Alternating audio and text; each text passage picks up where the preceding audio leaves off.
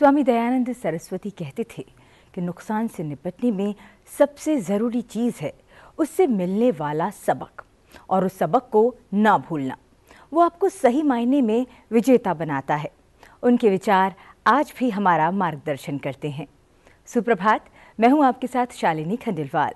सबसे पहले नजर डालते हैं मुख्य गतिविधियों पर। कतर में गिरफ्तार भारतीयों के मामले में सरकार को मिली बड़ी कामयाबी। मौत की सजा का सामना कर रहे 8 भारतीयों को किया गया रिहा। विदेश मंत्रालय ने कतर सरकार को कहा शुक्रिया। सभी पूर्व भारतीय नौसैनिकों की रिहाई को माना जा रहा है भारत की बड़ी कूटनीतिक जीत। प्रधानमंत्री नरेंद्र मोदी आज वीडियो कॉन्फ्रेंसिंग के जरिए सरकारी विभागों और संगठनों में भर्ती 1 लाख से अधिक युवाओं को बांटेंगे नियुक्ति पत्र। प्रधानमंत्री इस अवसर पर नई दिल्ली में एकीकृत परिसर कर्मयोगी भवन के प्रथम चरण की रखेंगे आधारशिला। प्रधानमंत्री श्रीलंका के राष्ट्रपति रानिल विक्रमसिंघे और मॉरिशस के प्रधानमंत्री के साथ आज वीडियो कॉन्फ्रेंसिंग के माध्यम से श्रीलंका और मॉरिशस में यूनिफाइड पेमेंट इंटरफेस यानी यूपीआई सेवाओं और मॉरिशस में रुपे कार्ड सेवा का करेंगे शुभारंभ। राष्ट्रपति द्रौपदी मुर्मू आज से गुजरात और राजस्थान की 3 दिवसीय यात्रा पर। महर्षि दयानंद सरस्वती की जयंती के अवसर पर 200वें जन्मोत्सव ज्ञान ज्योति पर्व स्मरणोत्सव समारोह में होंगी शामिल। सूरत में सरदार वल्लभ भाई राष्ट्रीय प्रौद्योगिकी संस्थान के 20वें दीक्षांत समारोह को करेंगी संबोधित। और अब डिजिटल क्रिएटर्स को मिलेगा नेशनल क्रिएटर्स अवार्ड। सरकार ने की घोषणा। प्रधानमंत्री नरेंद्र मोदी बोले, ये लोगों के लिए एक बड़ा मौका।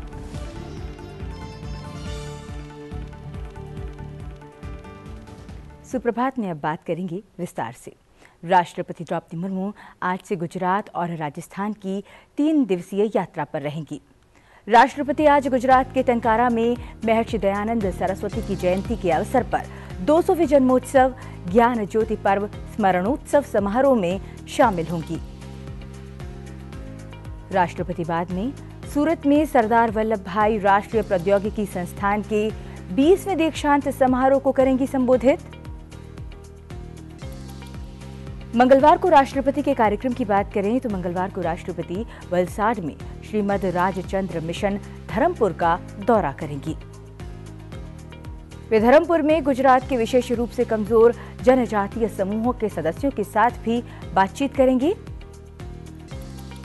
14 फरवरी को राष्ट्रपति राजस्थान के बेड़ेश्वर धाम में विभिन्न स्वयं सहायता समूहों से जुड़ी जनजातीय महिलाओं की एक सभा को संबोधित करेंगी।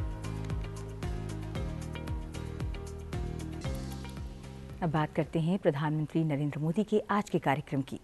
प्रधानमंत्री आज वीडियो कॉन्फ्रेंसिंग के जरिए सरकारी विभागों और संगठनों में भर्ती 1 लाख से अधिक युवाओं को नियुक्ति पत्र बांटेंगे। प्रधानमंत्री इस अवसर पर नई दिल्ली में एकीकृत परिसर कर्मयोगी भवन के प्रथम चरण की आधारशिला भी रखेंगे।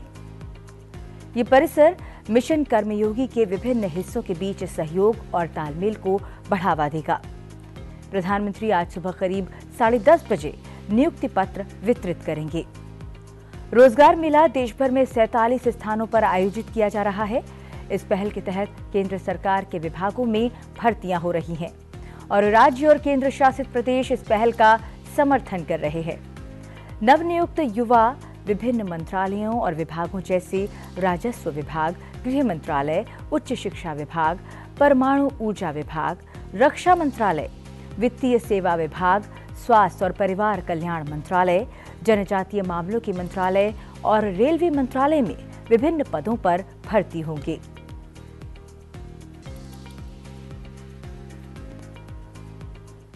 प्रधानमंत्री नरेंद्र मोदी रविवार को आर्य समाज के संस्थापक स्वामी दयानंद सरस्वती की 200वीं जन्म जयंती पर गुजरात के मोरबी में आयोजित कार्यक्रम में वर्चुअली शामिल हुए।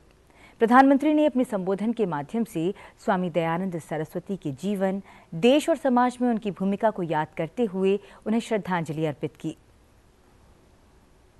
योगदानों को याद करने के लिए उन्हें जन जन तक पहुंचाने के लिए आर्य समाज ये महोत्सव मना रहा है। मुझे पिछले वर्ष इस उत्सव के शुभारंभ में भाग लेने का अवसर मिला था। जिस महापुरुष का योगदान इतना अप्रतिम हो, उनसे जुड़े महोत्सव का इतना व्यापक होना स्वाभाविक है। मुझे विश्वास है कि ये आयोजन हमारी नई पीढ़ी को महर्षि दयानंद के जीवन से परिचित करवाने का प्रभावी माध्यम बनेगा।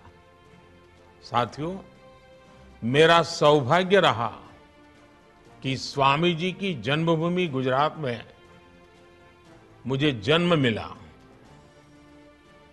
उनकी कर्मभूमि हरियाणा लंबे समय तक मुझे भी उस हरियाणा के जीवन को निकट से जानने समझने का और वहां कार्य करने का अवसर मिला। इसलिए स्वाभाविक तौर पर मेरे जीवन में उनका एक अलग प्रभाव है, उनकी अपनी एक भूमिका है। मैं आज इस अवसर पर महर्षि दयानंद जी के चरणों में प्रणाम करता हूं, उन्हें नमन करता हूं।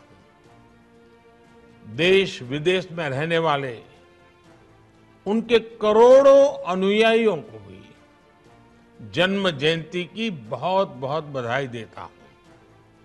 साथियों, इतिहास में कुछ दिन, कुछ क्षण, कुछ पल ऐसे आते हैं जो भविष्य की दिशा को ही बदल देते हैं। आज से 200 वर्ष पहले दयानंद जी का जन्म ऐसा ही अभूतपूर्व पल था। ये वो दौर था जब गुलामी में फंसे भारत के लोग अपनी चेतना खो रहे थे। स्वामी दयानंद जी ने तब देश को बताया कि कैसे हमारी रूढ़ियां और अंधविश्वास ने देश को जकड़ा हुआ है। इन रूढ़ियों ने हमारे वैज्ञानिक चिंतन को कमजोर कर दिया था।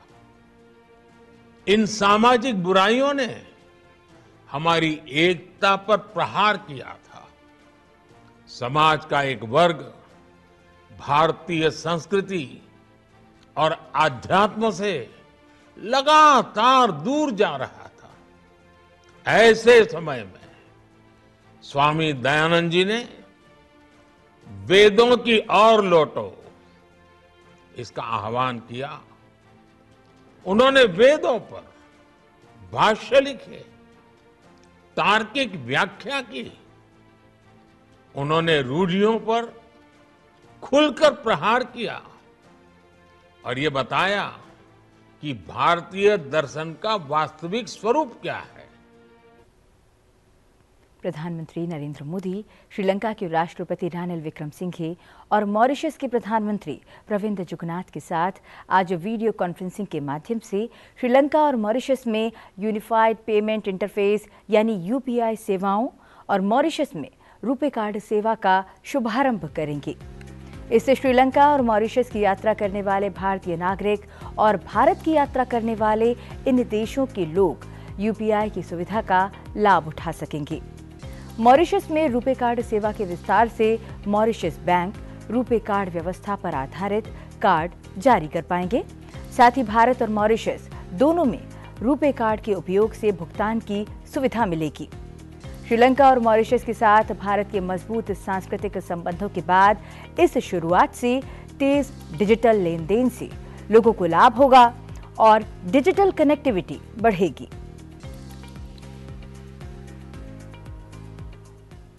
सरकार ने नए जमाने के इन्फ्लुएंसरों और रचनाकारों को पहचानने और भारत की डिजिटल अर्थव्यवस्था का जश्न मनाने के लिए नेशनल क्रिएटर्स अवार्ड की घोषणा की है।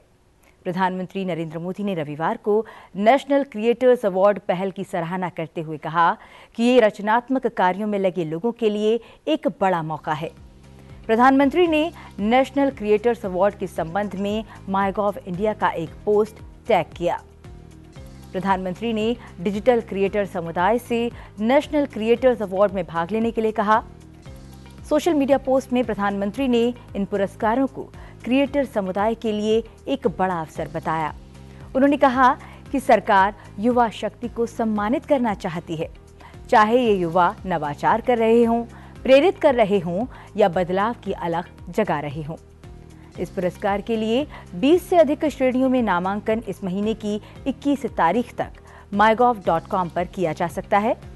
आप स्वयं को या अपने पसंदीदा रचनाकार को नामांकित कर सकते हैं। 3, 2, 1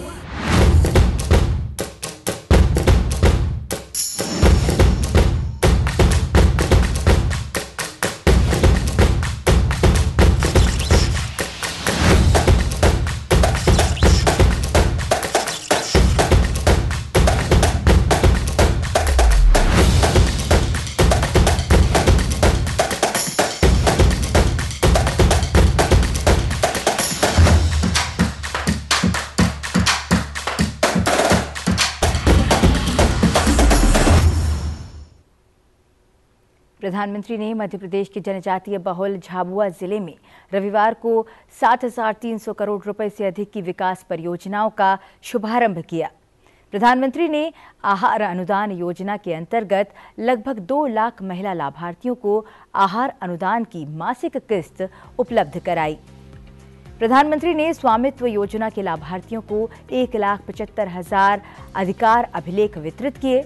उन्होंने प्रधानमंत्री आदर्श ग्राम योजना के अंतर्गत 559 गांवों के लिए लगभग 55 करोड़ रुपए जारी किए।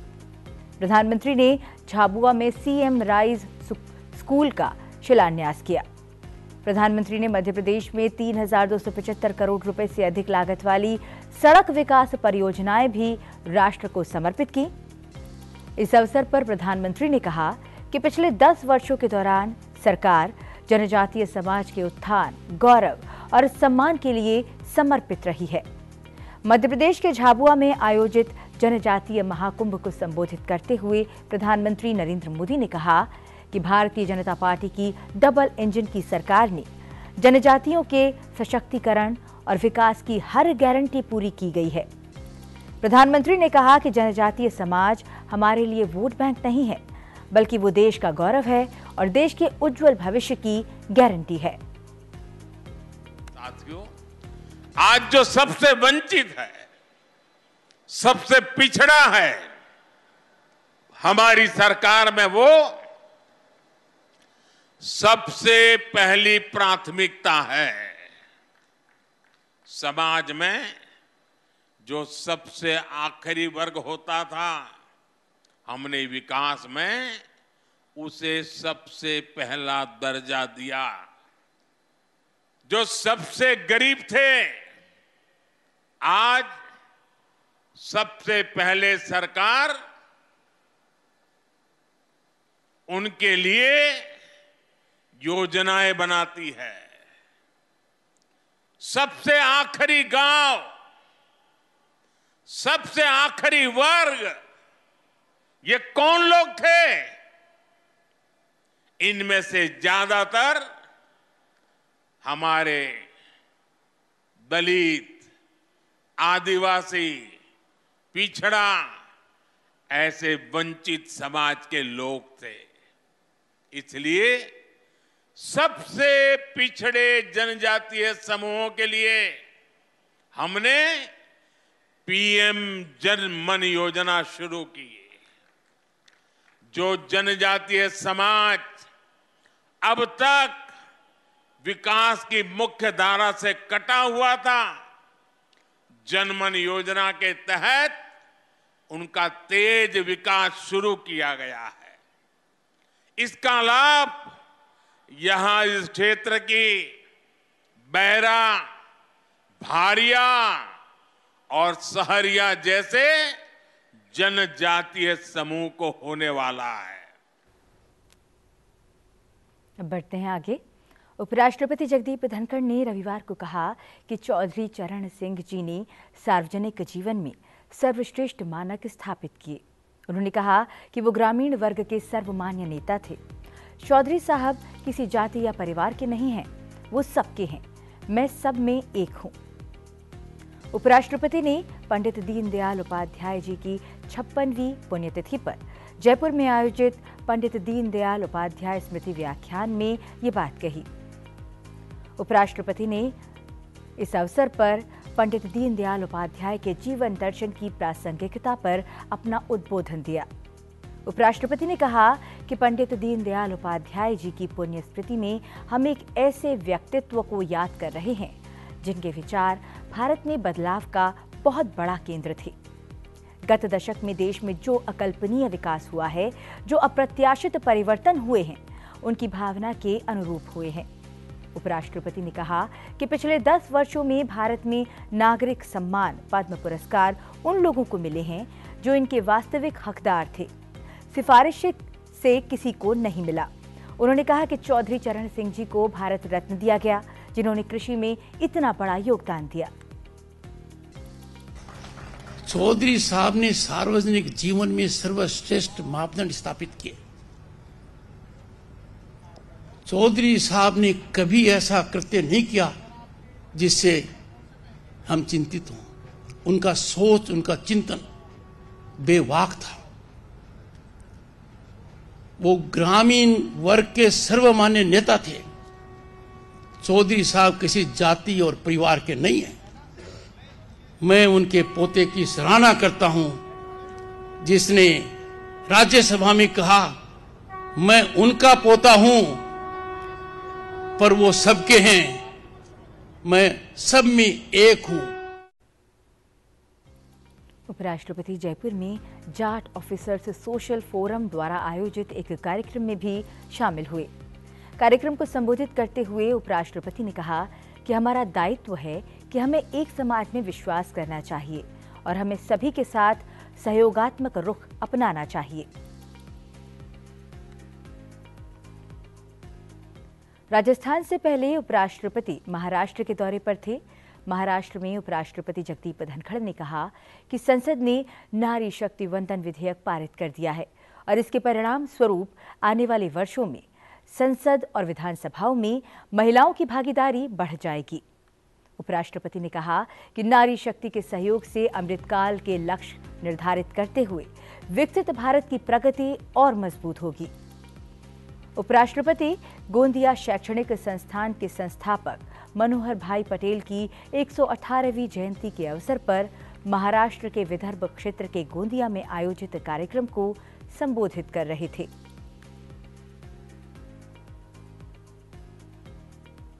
और ये इतना बड़ा बदलाव इसलिए आया है कि जिस महापुरुष की पुण्यतिथि पर आज हम यहां हैं और उनके सोच को प्रधानमंत्री जी ने किस तरह अपनाया, उनकी मूर्ति का अनावरण करते हुए जो उन्होंने भाषण दिया और जो बातें कही, वो आज जमीनी हकीकत है। हम करते हैं कि महिला शक्ति, दीनदयाल जी का सोच था, सामाजिक क्रांति, समानता, समरसता, अंत्योदय तब तक नहीं आएगा जब तक माताओं और बहनों का ध्यान नहीं दिया जाएगा। शुरुआत हुई बेटी बचाओ बेटी पढ़ाओ। हरियाणा जैसे प्रदेश में भारी बदलाव आया। शौचालय घर में होने से, विद्यालय में होने से फर्क पड़ा,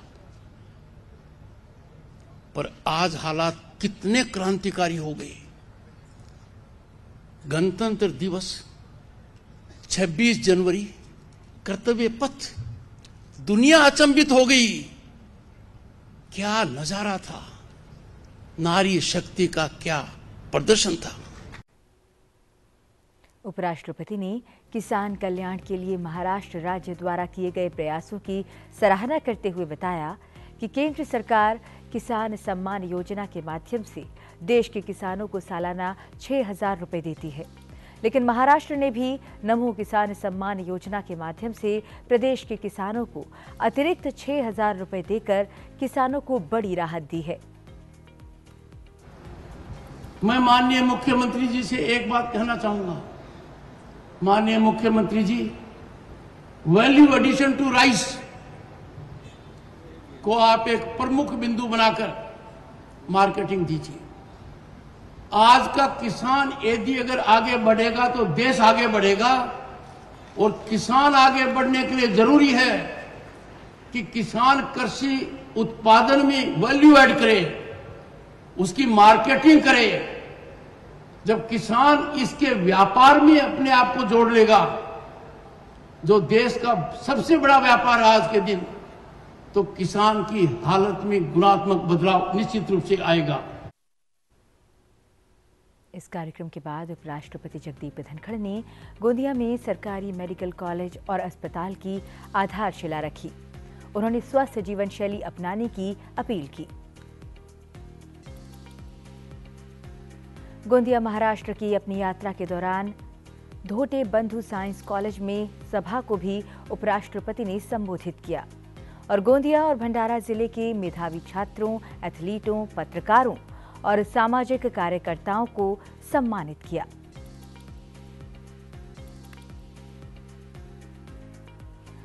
अपने एक दिवसीय दौरे में उपराष्ट्रपति ने गोंदिया में राष्ट्रीय उड़ान प्रशिक्षण संस्थान और सैनिक स्कूल के कैडेटों से भी बातचीत की। अब बढ़ते हैं आगे, बात करते हैं कतर में गिरफ्तार 8 भारतीयों की। कतर में गिरफ्तार 8 भारतीयों को कतर की सरकार ने रिहा कर दिया है। भारतीयों की रिहाई को भारत की एक बड़ी कूटनीतिक जीत माना जा रहा है। भारत ने भारतीयों की रिहाई पर कतर की सरकार की सराहना की है। भारत के विदेश मंत्रालय ने आज ही जारी एक बयान में कहा कि कतर में हिरासत में लिए गए सभी 8 भारतीय नागरिकों को रिहा कर दिया गया है और उनमें से 7 भारत लौट आए हैं। भारतीय लोगों को अगस्त 2022 में कतर में अधिकारियों द्वारा गिरफ्तार किया गया था और उनके द्वारा किए गए अपराधों को निर्दिष्ट किए बिना हिरासत में रखा गया था।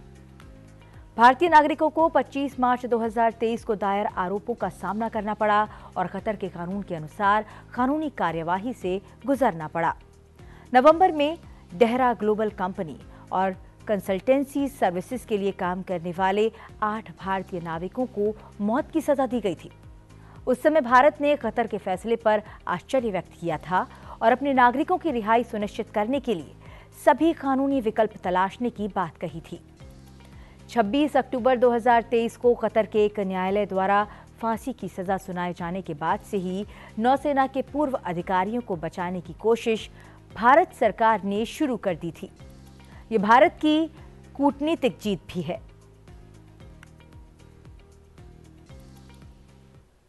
भारतीय जनता पार्टी ने आगामी राज्यसभा चुनावों के लिए 7 राज्यों में अपने उम्मीदवारों की घोषणा कर दी है। बीजेपी ने बिहार, छत्तीसगढ़, हरियाणा, कर्नाटक, उत्तर प्रदेश, उत्तराखंड और पश्चिम बंगाल से अपने प्रत्याशियों की सूची साझा की है।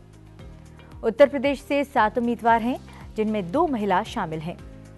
यूपी से राज्यसभा द्विवार्षिक चुनावों के लिए सुधांशु त्रिवेदी, आरपीएन सिंह, चौधरी तेजवीर सिंह, साधना सिंह, संगीता बलवंत, अमरपाल मौर्य और नवीन जैन को उम्मीदवार घोषित किया गया है। हरियाणा भाजपा के पूर्व प्रमुख सुभाष बराला को हरियाणा से पार्टी का उम्मीदवार घोषित किया गया है। बिहार से डॉक्टर धर्मशीला गुप्ता और डॉक्टर भीम सिंह राज्यसभा के लिए बीजेपी उम्मीदवार हैं। उत्तराखंड से महेंद्र भट्ट, पश्चिम बंगाल से सामिक भट्टाचार्य, वहीं छत्तीसगढ़ से राजा देवेंद्र प्रताप सिंह और कर्नाटक से नारायण कृष्णासा भांडगे का नाम राज्यसभा द्विवार्षिक चुनावों के लिए बीजेपी उम्मीदवारों की सूची में शामिल है। सुप्रभात में अब बात करते हैं आज के दिन से जुड़े इतिहास की और जानते हैं कि इतिहास में आज की तारीख से कौन सी महत्वपूर्ण घटनाएं जुड़ी हुई हैं। 12 फरवरी साल 1824 को महर्षि स्वामी दयानंद सरस्वती का जन्म गुजरात में मोरबी जिले के टंकारा में हुआ। वे आधुनिक भारत के महान चिंतक, समाज सुधारक और आर्य समाज के संस्थापक थे। वेदों के प्रचार और आर्यावर्त को स्वतंत्रता दिलाने के लिए उन्होंने बम्बई यानी आज के मुंबई में आर्य समाज की स्थापना की। उन्होंने वेदों की सत्ता को सदा सर्वोपरि माना। उनका प्रमुख नारा था वेदों की ओर लौटो। स्वामी दयानंद के प्रमुख अनुयायियों में लाला हंसराज ने उनकी स्मृति में दयानंद एंग्लो वैदिक कॉलेज की स्थापना की। साल 1857 के पहले स्वतंत्रता संग्राम में स्वामी दयानंद सरस्वती ने अपना अमूल्य योगदान दिया। विदेश मंत्री डॉक्टर एस जयशंकर ने 7वें हिंद महासागर सम्मेलन के लिए ऑस्ट्रेलिया की हिंद महासागर राजधानी पर्थ की अपनी पहली यात्रा संपन्न की। आइए चलते चलते आपको छोड़ जाते हैं उनकी इस यात्रा के हाइलाइट्स के साथ। आप बने रहिए सनसेट टीवी के साथ। मुझे दीजिए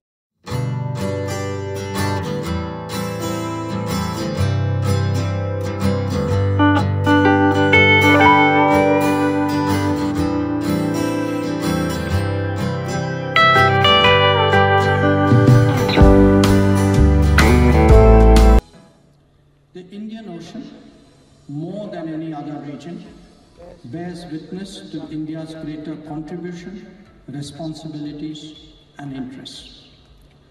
From a new Indian Institute of Technology campus in Zanzibar to solar mamas in the Pacific, the world sees a more empathetic, efficient, and reliable India.